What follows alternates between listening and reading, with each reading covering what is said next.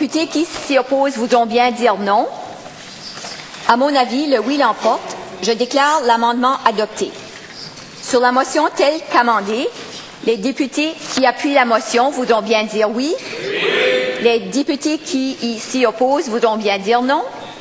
À mon avis, le oui l'emporte. Je déclare la motion telle qu'amendée adoptée.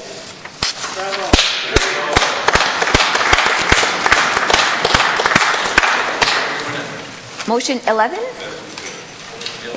I recognize the leader of the third party. Merci, Madame la Présidente. I rise to make the following motion.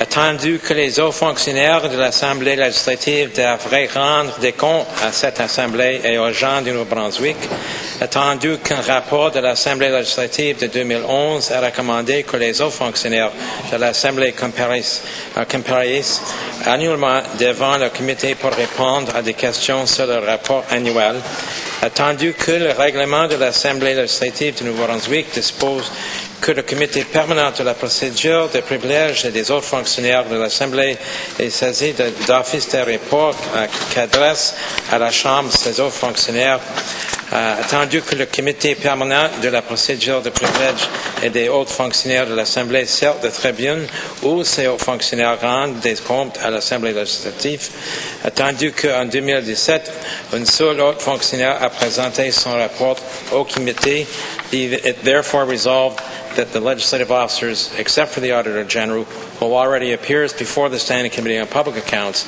be required by the Legislative Assembly to appear annually before the Standing Committee on Procedure, Privileges, and Legislative Officers to answer questions on their annual reports and any other reports filed with the Legislature.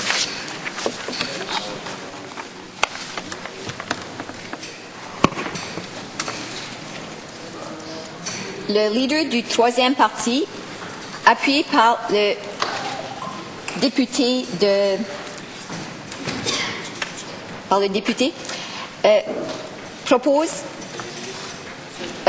seconded to propose the following resolution on Thursday, November 2nd, 2017.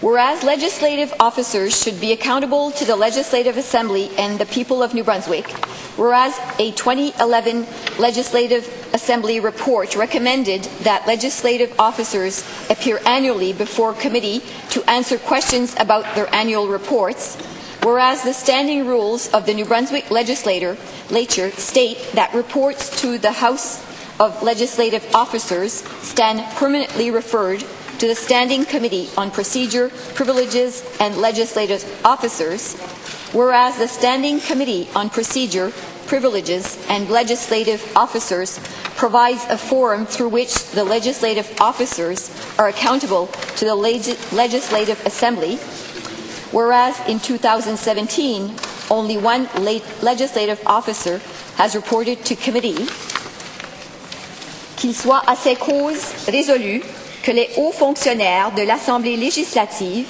à l'exception du vérificateur général ou de la vérificatrice générale, qui comparaît déjà devant le comité permanent des comptes publics, soient tenus par l'Assemblée législative de comparaître annuellement devant le comité permanent de la procédure, des privilèges et des hauts fonctionnaires de l'Assemblée pour répondre à des questions sur leur rapport annuel et tout autre rapport déposé à l'Assemblée législative. I recognize the leader of the third party. Thank you, Madam Speaker. Madam Speaker, if adopted, Motion 11 would ensure that all of our legislative officers report to the Legislative Assembly through a standing committee, just as the Auditor General does now. As a member of the Standing Committee on Public Accounts and Crown Corporations, I know we strive to ensure that her recommendations are well examined and are implemented because we receive them directly from her by way of a presentation, by way of the report being submitted.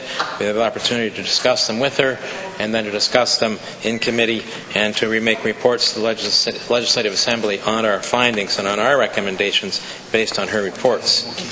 No committee currently regularly hears the annual reports of any of our other 6 legislative officers. No committee considers the recommendations. No committee pursues those recommendations with departments or Crown corporations. Madam Speaker, this is disrespectful of the work of our legislative officers and represents an abdication of our responsibilities to the citizens of this province in our role as parliamentarians. Our legislative officers are the watchdogs of democracy in New Brunswick, helping to ensure we have open and accountable government. Le travail de nos autres fonctionnaires indépendants de l'Assemblée révèle les fautes commises au sein du gouvernement et du pouvoir exécutif et protège les droits des Néo-Brunswickois et Néo-Brunswickoises. Ceci rend nos autres fonctionnaires indépendants de l'Assemblée aussi essentiels pour tenir responsable le gouvernement que les partis d'opposition. In his 2003 paper, The Past, Present and Future of Officers of Parliament, published in the Journal of Canadian Public Administration, Paul Thomas describes the dual role of parliamentary or legislative officers.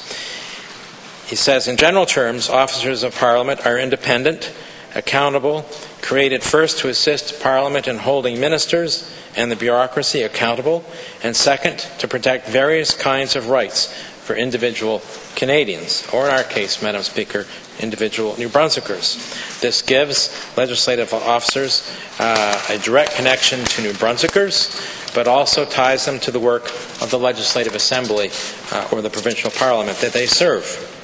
The legitimacy and independence they have as legislative officers of this provincial parliament reporting to us rather than to a member of the Executive Council means they can bring facts to challenge a government's narrative.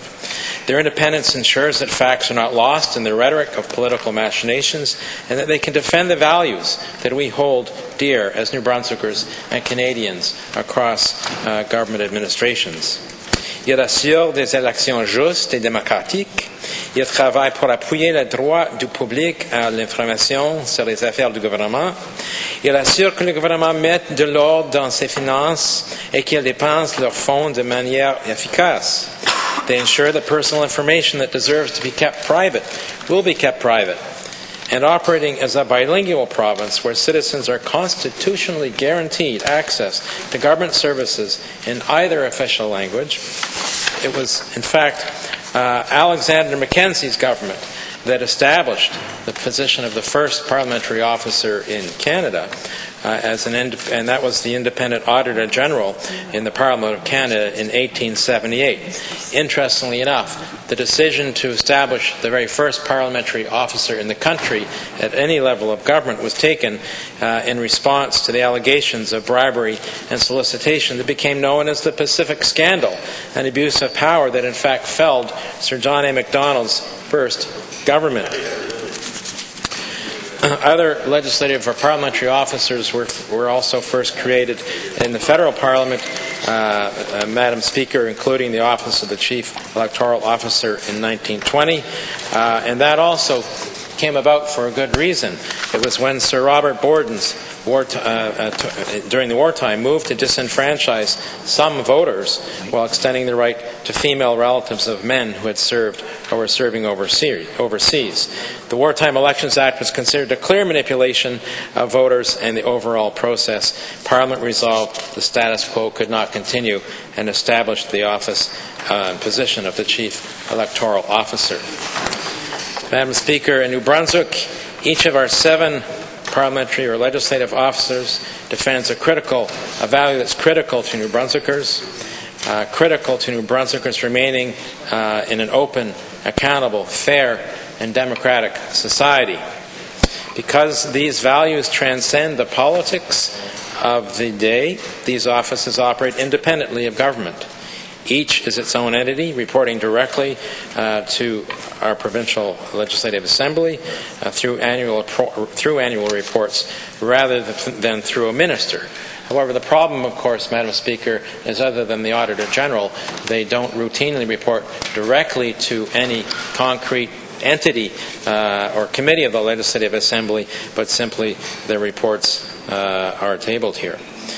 The Auditor General in New Brunswick, who was in that position, was established in 1967, is probably the most well-known legislative officer to New Brunswickers. She probably gets the most media attention and most media interest, and therefore the one that most New Brunswickers are familiar with. So probably most New Brunswickers aren't familiar with are other legislative officers. So I want to take a moment to describe their roles. But as I said, she actually is the only legislative officer that is required to report her findings to a committee of the legislature, and that is usually the combined committee of public accounts and Crown corporations. It is, of course, an intent of this motion that every legislative officer report to a legislative committee just as she does. The Ombud, as we now call him, was also established in 1967, and he is responsible for investigating the public's complaints about the administration of government and for hearing from whistleblowers, Madam Speaker. And the idea is that whistleblowers from within the civil service can go to the Ombud and in confidence report their concerns without risking their career in the civil service, Madam Speaker. Under the Ombuds Act, the Ombud has the ability to carry out investigations about unfair administrative decisions or actions of a public agency, including situations where this is occurring because of a lack of adequate resources provided through the budget, or because of unreasonable delay, unfair procedures, or arbitrary procedures. The Ombud can then recommend changes to resolve the particular issue, but those recommendations actually don't get discussed at any committee of this legislature that would enable MLAs in this House to take action themselves. The position of the Chief Electoral Officer was also created in 1967. She has the mandate to ensure the democratic rights of New Brunswickers are respected through the conduct of free and fair elections.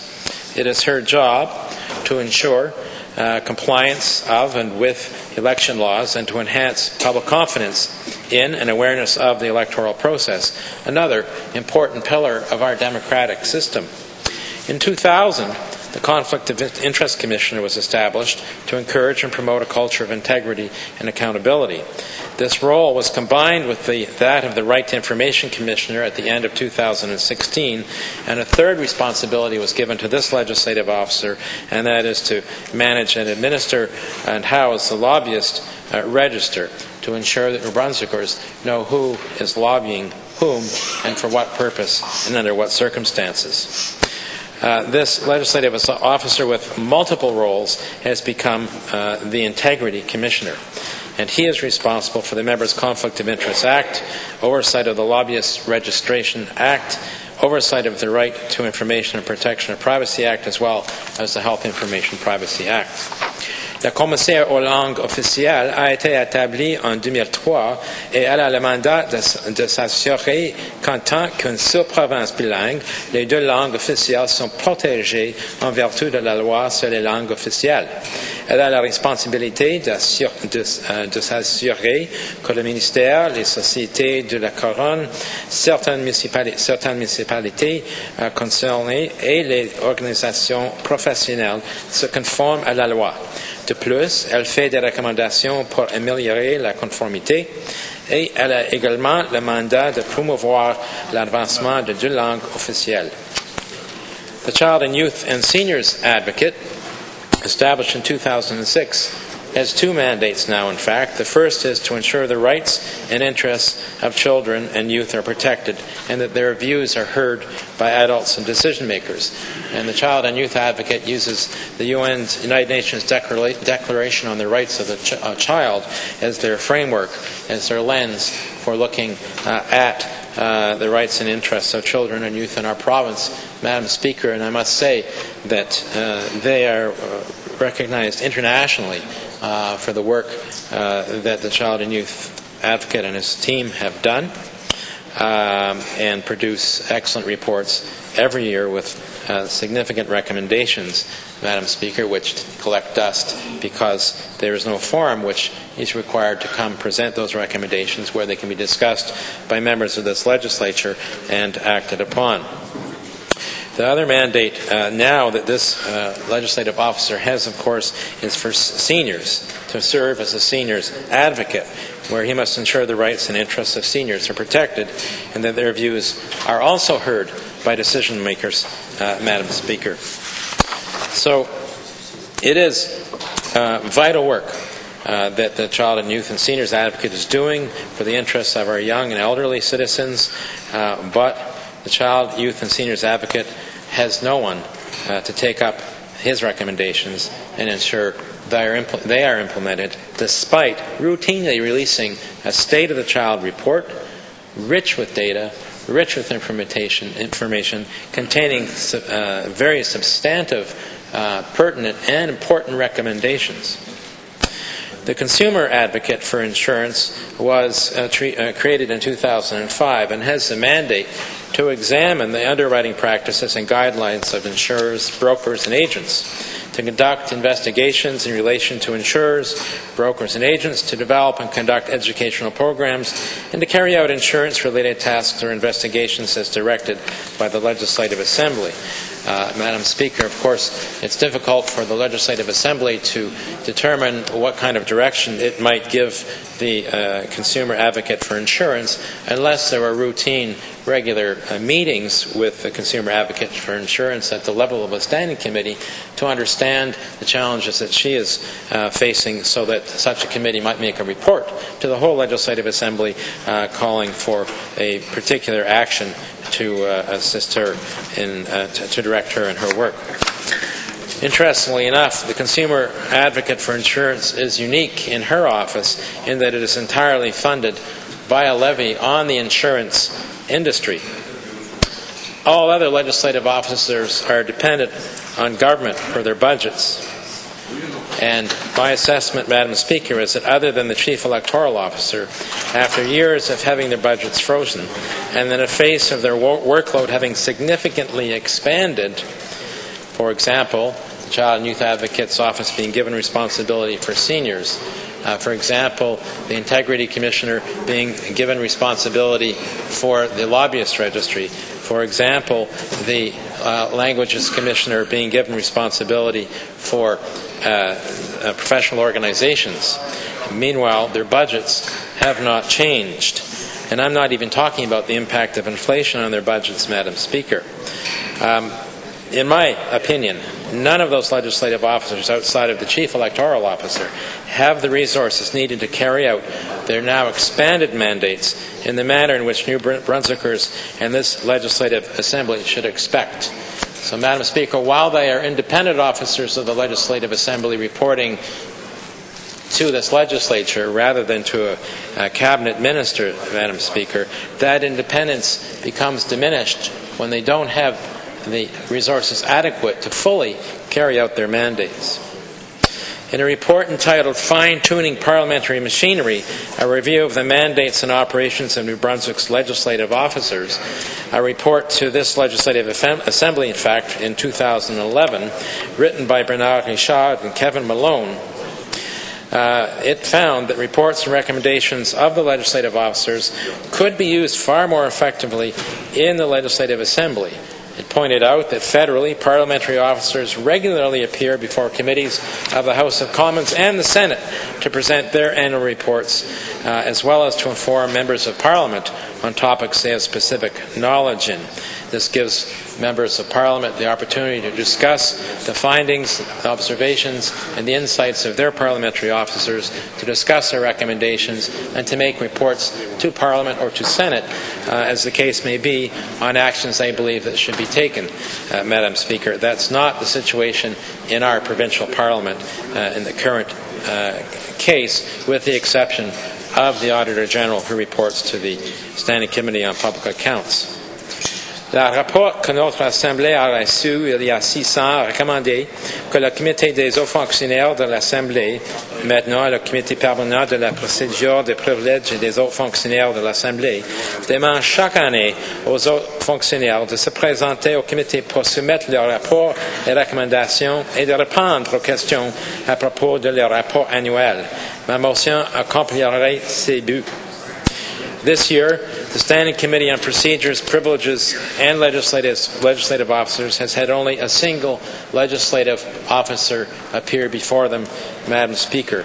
And, Madam Speaker, I want to inform you that that only happened due to the relentless effort of the Official Languages Commissioner, Madam d'Entremont, to assure that she received an invitation to appear before the committee to present her annual report and its recommendations, Madam Speaker. Of course, Madam Speaker, we are the only officially bilingual province in Canada, and it is extraordinary that any language commissioner, including the official language commissioner, should have to essentially petition the committee, the Standing Committee on Procedures, Privileges and Legislative Officers, to present the report, to discuss it with the members of the committee, to discuss the recommendations, and to have the hope that in its wisdom the committee will bring forward a report to the Legislative Assembly recommending actions on recommendations that she or other legislative officers make. Madam Speaker, the Legislative Assembly website actually states that the Committee on Procedures, Privileges and Legislative Officers provides a forum through which legislative officers are accountable to the Legislative Assembly and ensures that their offices function effectively and meet the objectives of their respective acts. But, Madam Speaker, this is not happening.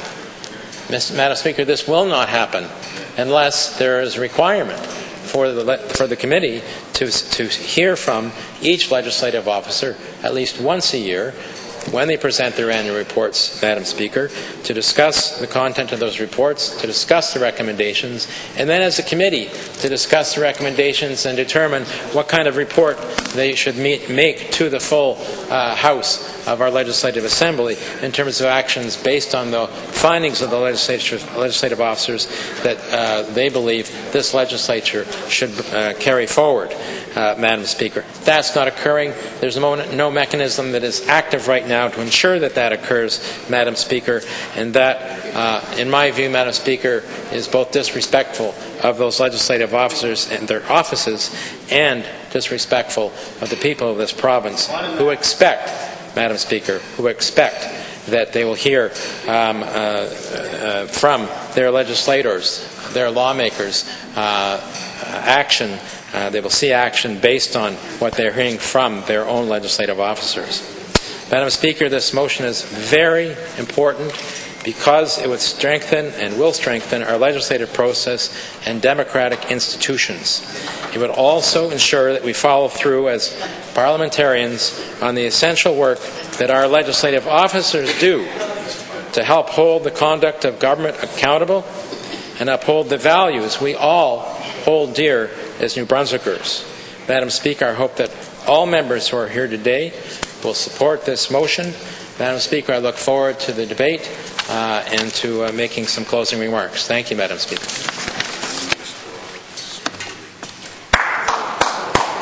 La parole est au député de Caraquet. Madame la Présidente, il me fait plaisir de prendre la parole aujourd'hui au sujet de la motion 11. On parle ici d'une question importante, soit la reddition des comptes de la part des hauts fonctionnaires de l'Assemblée législative.